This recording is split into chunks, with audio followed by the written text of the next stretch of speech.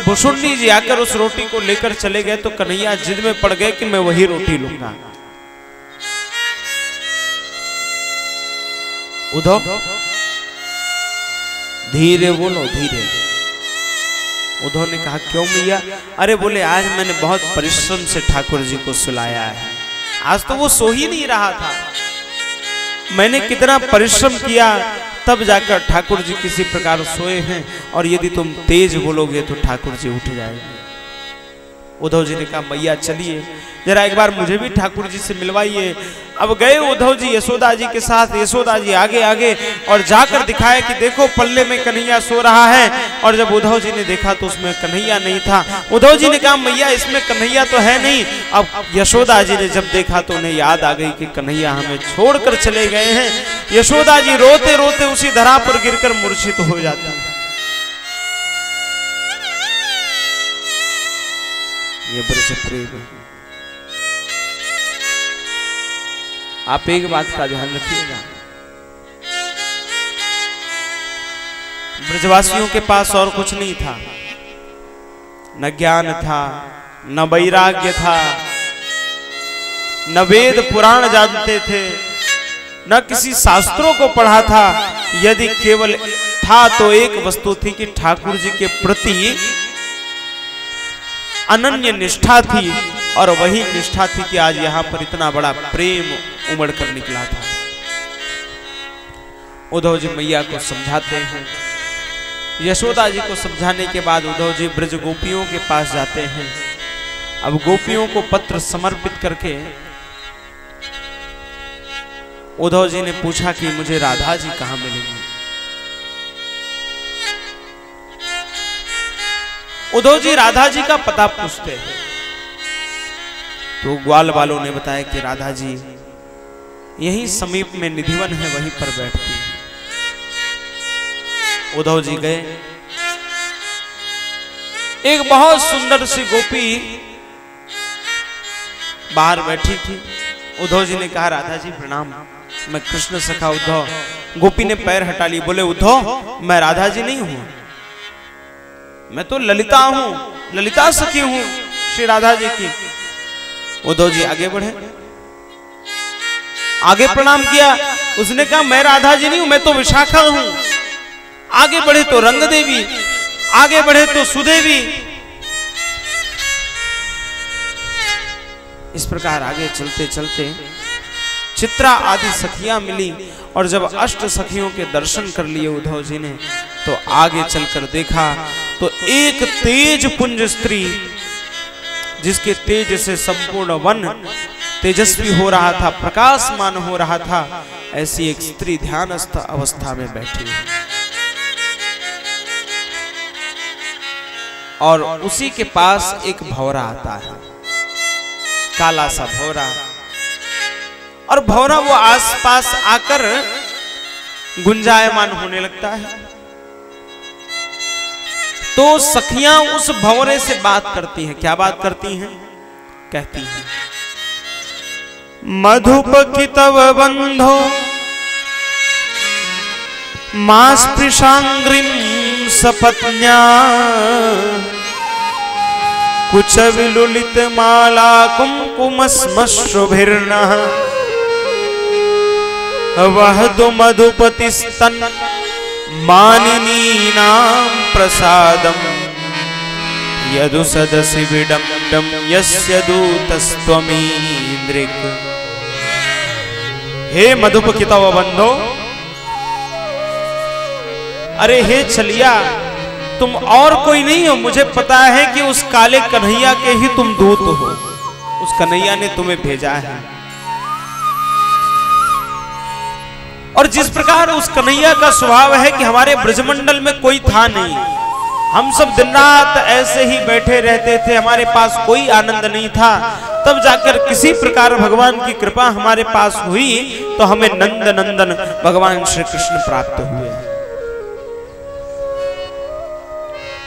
अगर उस छलिया को हमें छोड़कर ही जाना था तो हमारे साथ इतना प्रेम उन्होंने क्यों किया? हमारे साथ रास विहास परिहास महारास आदि क्यों किए? तुम भी उसी कन्हैया की तरह हो। जब फूल खिलता है तो आते हो रस लेकर, और जब वो फूल मुरझा जाता है तो उसको छोड़कर चले जाते हो, फिर कोई मतलब नहीं उससे। उसी प्रकार हम ब्रजगोपियों के पास तो तब तक रहे कि जब तक तुम्हें कोई आश्रय नहीं मिला। हम ब्रजमंडल वासियों के पास आप तभी तक रहे कि जब तक आपके पास कोई आश्रय नहीं था। जिस दिन वो क्रूर अक्रूर आए और तुम्हें बताया कि तुम्हें मथुरा चलना है, तुम्हारे वास्तविक माता पिता वहां हैं, तो उसी दिन तुम हमें छोड़कर चले गए। उद्धव मैंने सब कार्य अजमाए, उद्धव सब कार्य अजमाए। मैंने सारे काले लोगों को ऐसे ही देखा। और आगे चलकर वो एक से एक उदाहरण देती है महाराज। ब्रजगोपियों ने कहा कि ये तुम्हें पता है, सुपर्णखा आती है ठाकुर जी के पास, बेचारी विवाह ही तो करना चाहती है, लेकिन इधर राघव जी जैसे नीलांबुज श्यामल कोमलांगम है, जैसे काले हैं, वैसे ही वो आई थी बेचारी विवाह करने और उसका नाक कान काट दिया। हाँ? ये सारे काले जितने लोग होते हैं ऐसे ही होते हैं। मैंने सबको देखा है।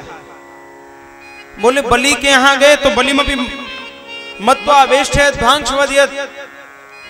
बलि के यहां गए, बलि बेचारा समर्पित हो गया, सारा राजकाज वैभव उन्हें दे गया, लेकिन अंत में भी स्वभाव छल करने का है, तो छल करके उसका संपूर्ण छीन कर ले आए और अंत में उसे भी बंधक बना लिया।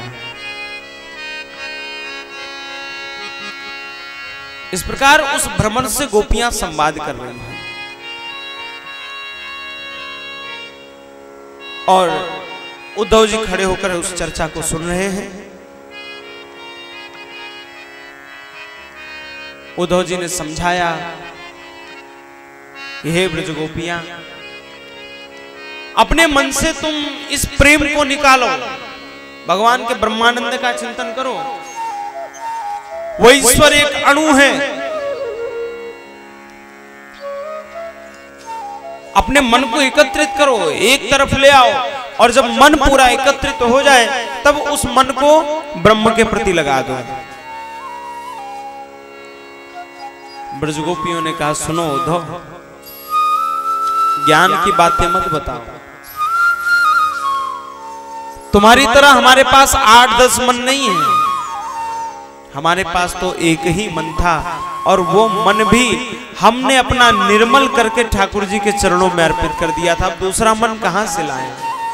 कहती है, उद्धव मन न भये 10-20, उद्धव मन न भये 10-20, एक हु तोते गयो श्याम संग, एक हु तो गयो श्याम संग, एक हु तोते गयो श्याम संग, एक हु तो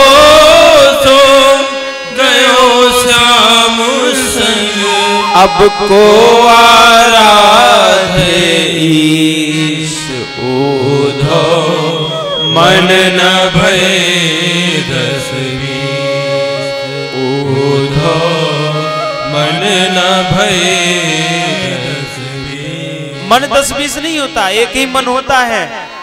और हम सब तो निर्मल मना थी, इसलिए हमारा जो एक मन था उसे भी हमने ठाकुर जी के चरणों में समर्पित कर दिया, और उसी मन को कन्हैया लेकर चला गया। अब दूसरा मन हम कहां से लाएं? और आगे कहती है, इंद्रिय शिथिल भई केशव बिन, इंद्रिय शिथिल भई केशव बिन, इंद्रिय शिथिल भई केशव बिन, इंद्रिय शिथिल भई केशव बिन, जो देहि बिन शीस, उद्धव मन न भय दस बीस उद्धव मन न भय दस बीस। उद्धव अब तो जब से कन्हैया चले गए हैं तो हम ब्रज गोपियों को न खाने की चिंता है,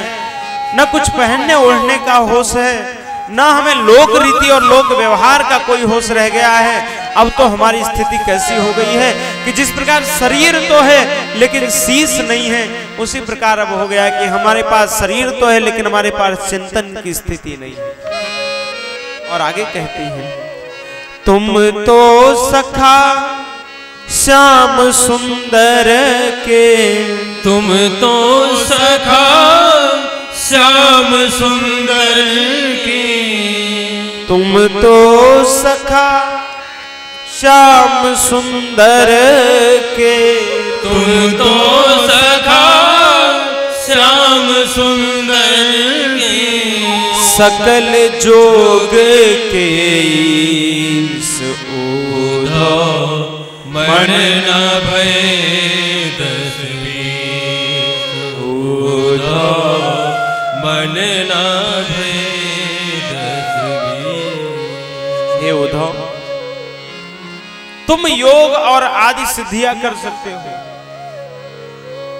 लेकिन हमारी स्थिति तो ये है कि कलयुग जोग न यज्ञ न ज्ञाना, एक आधार राम गुण गाना।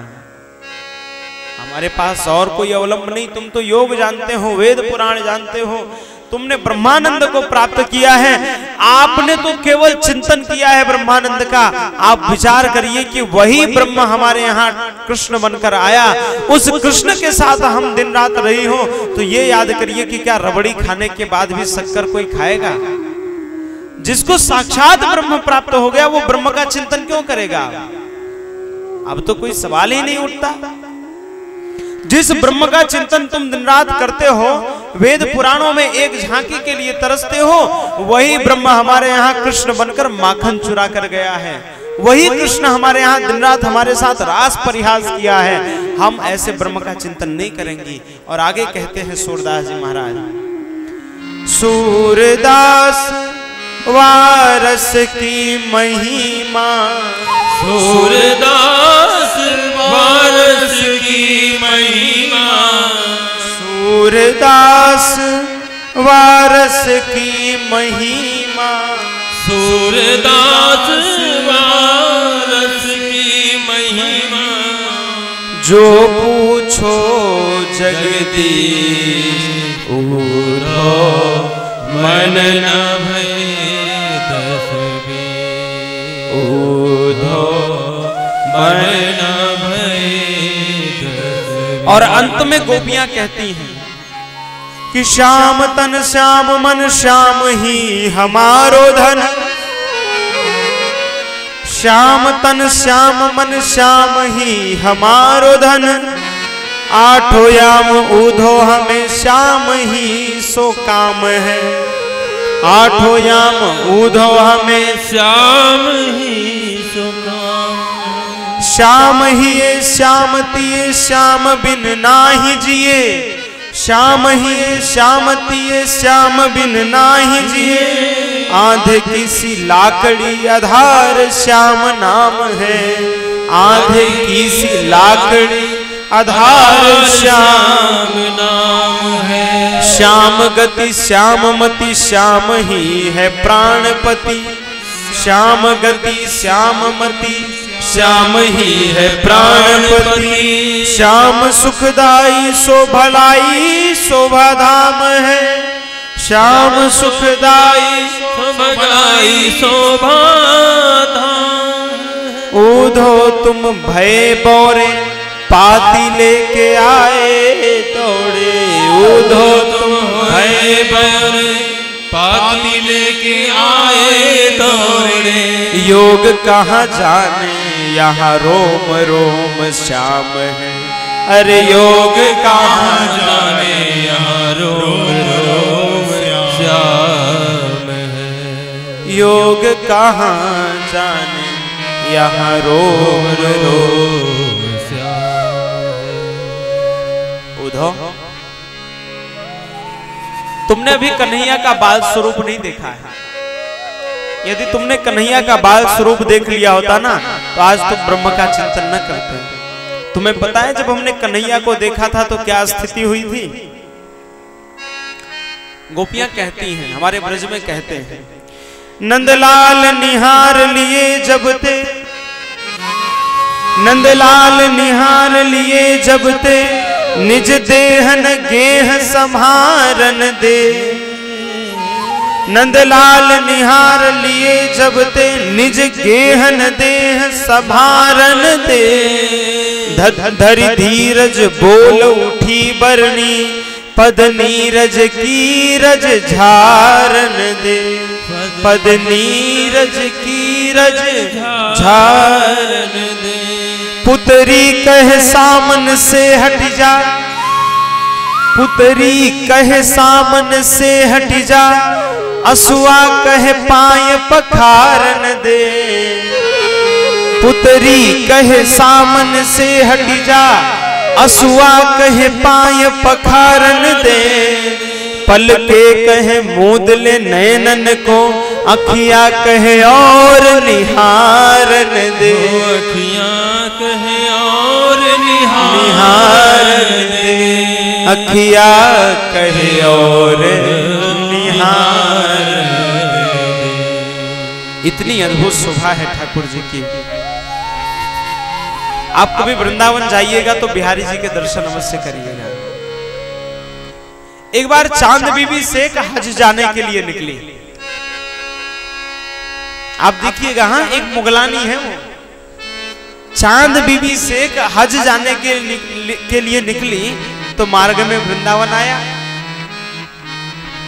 अब वृंदावन आया तो उन्होंने सोचा कि मैंने सुना है कि यहाँ पर कोई बांके बिहारी रहता है, एक बार उसके दर्शन कर लूं, एक बार देख तो लूं वो है क्या, कि जो उसको एक बार देखता है वो उसी का हो जाता है। अब चांद बीबी गई ठाकुर जी के दर्शन करने के लिए। आप भाषा देखिएगा, चांद बीबी स्वयं कहती हैं, अब गई ठाकुर जी की इतने दिव्य स्वरूप के जब दर्शन कर लिए तो उन्होंने कह दिया, क्या कहा? सुनिए दिल जानी मेरे दिल की कहानी, सुनिए दिल जानी मेरे दिल की कहानी, तेरे दस्त में बिकानी बदनामी भी सहूंगी। हे कन्हैया, हे मेरे दिल जानी, हे मेरे प्रियतम, अब मैंने तुम्हें देख लिया है तो अब मैं तुम्हारी ही हो जाऊंगी। अब भले मुझे बदनामी मिले कि ये मुस्लिम होकर एक हिंदू देवता के प्रति इतनी आस्था, कोई बात नहीं, मैं लोगों के ताने सुन लूंगी, लेकिन अब आपको छोड़कर कहीं जाना नहीं। कहती है, सुनिए दिल जानी मेरे दिल की कहानी, तेरे दस्त में बिकानी बदनामी भी सहूंगी। बदनामी भी सहूं। पाठ पूजा हूँ ठानी, नमाज हूँ भुलानी, छोड़ कल में कुरानी, तेरे गुणन कहूंगी मैं। छोड़ कल में कुरान, तेरे गुण में गहूं। सांवले सलोने सरदार सरकुल हिदार, सांवले सलोने सरदार सरकुल हिदार, तेरे नेह दागे निदाग हुए रहूंगी मैं।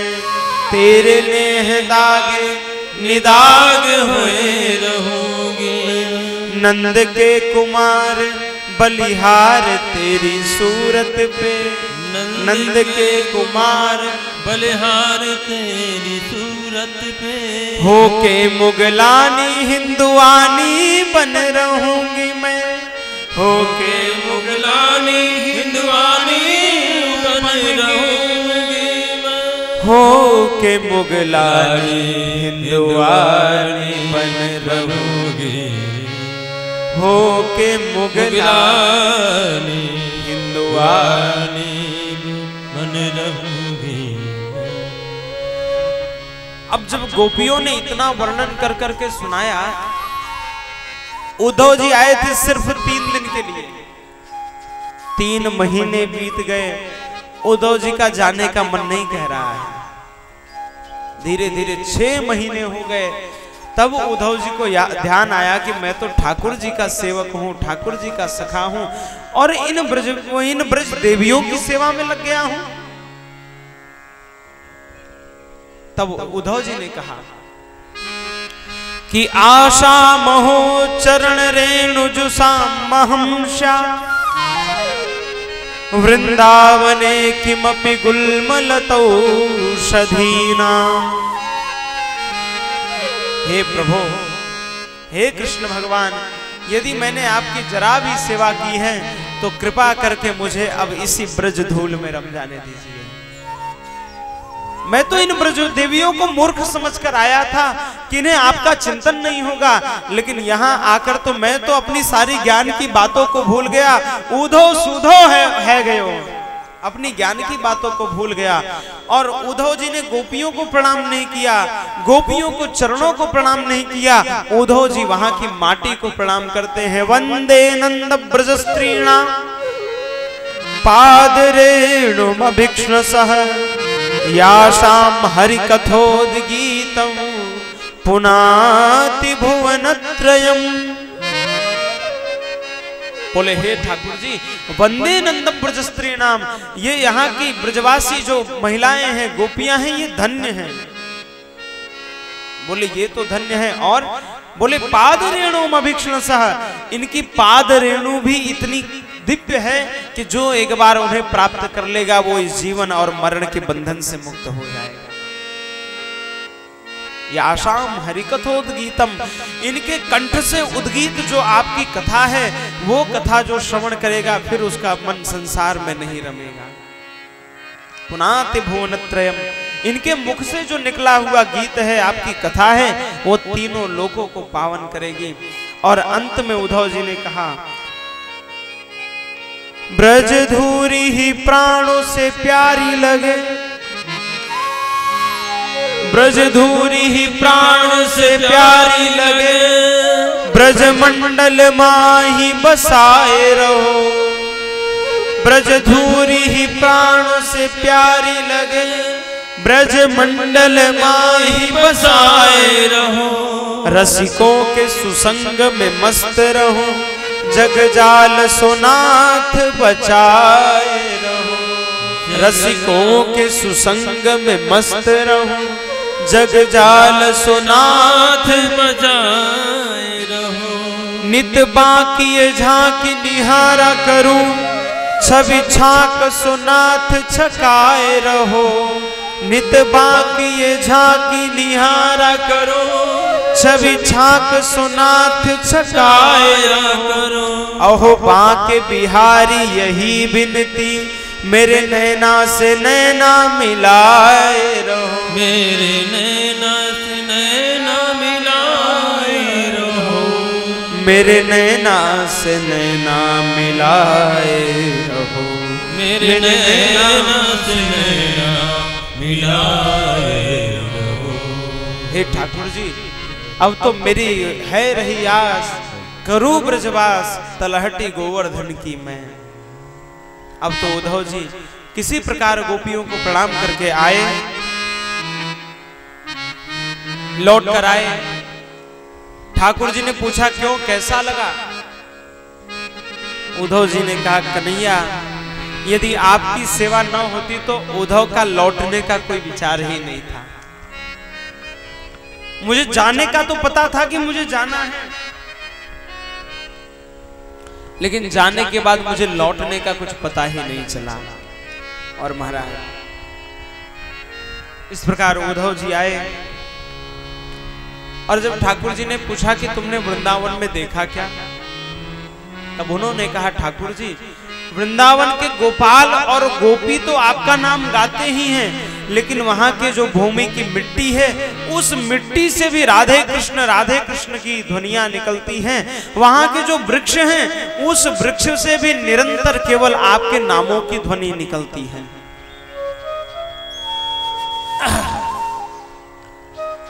एक बार एक युवक दिल्ली से गया होगा वो जाकर वृंदावन में एक वृक्ष था, तो उस वृक्ष की कुछ डालियां तोड़ रहा था।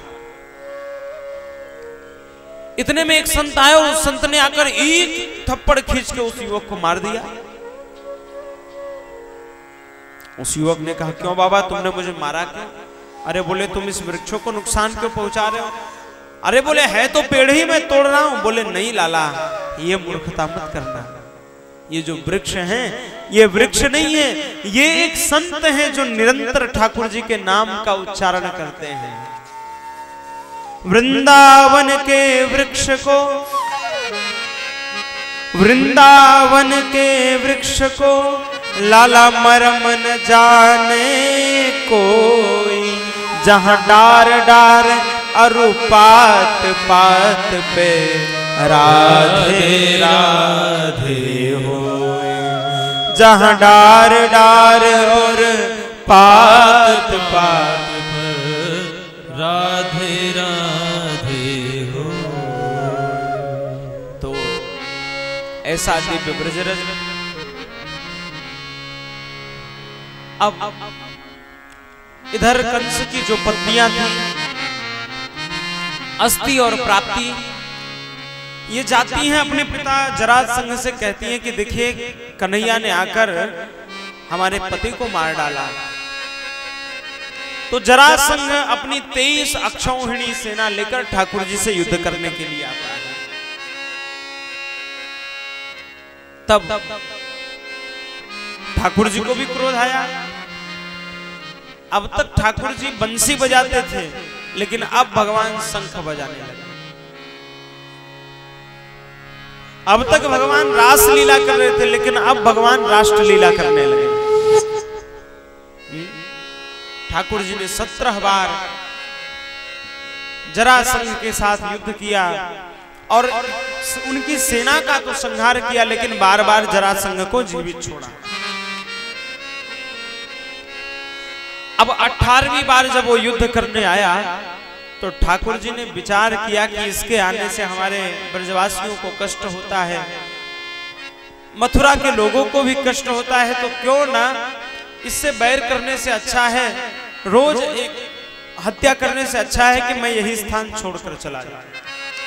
और भगवान रण छोड़कर भागे, और भगवान जाते हैं रात्रि में गुजरात जाकर वहां के सौराष्ट्र में समुद्र के तट पर एक सुंदर नगरी का निर्माण करवाते हैं विश्वकर्मा जी से, और उस नगरी का निर्माण करके वहां का नाम देते हैं द्वारका। द्वारका का अर्थ द्वारे द्वारे कम ब्रह्म यस्याः स द्वारका, जहां के द्वार द्वार पर ठाकुर जी स्वयं रक्षा करने के लिए खड़े हो गए, उसी का नाम द्वारका है। महाराज अब वहां द्वारका का निर्माण हुआ। इधर मथुरावासी सब रात को सोए थे, तो रात को सोते हुए ही ठाकुर जी ने अपनी योग माया से सारे मथुरावासियों को द्वारका में भेज दिया। अब सवेरे उठे तो देखा कि हमारा घर बदल गया है, तो द्वार कहां करके बोले, इसीलिए एक नाम द्वारका पड़ गया। अब आगे चलकर बलदाऊ जी का विवाह रेवती जी के साथ होता है, रेवत महाराज की पुत्री के साथ, इसीलिए बलदाऊ जी का एक नाम पड़ता है रेवती रमण। बोलिए रेवती रमण सरकार की। अब इधर भीष्मक राजा की, एक भीष्मक नामक राजा है, उनके 5 पुत्र और 1 पुत्री है। रुक्मग्रजो रुक्मरथो रुक्मबाहुरनन्तरः रुक्मकेशो रुक्ममाली रुक्मणेशा स्वसा सती। रुक्मग्रज, रुक्मरथ, रुक्मबाहु, रुक्मकेश और रुक्ममाली नाम 5 पुत्र हैं, और 1 पुत्री है जो साक्षात लक्ष्मी जी का अवतरण है, रुक्मणी जी। अब इधर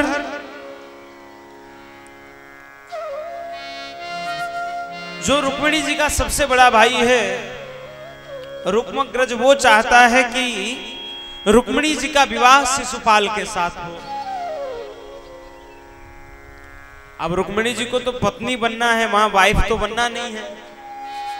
वाइफ बनना हो तो बात अलग है, किसी के साथ विवाह हो सकता है। अभी हमारे गांवों में तो अच्छी परंपरा है कि लोग माताएं हमारी पत्नी ही कहती है, कहीं पर धर्म पत्नी, लेकिन शहरों में वाइफ कहते हैं। वाइफ का अर्थ पता है आपको?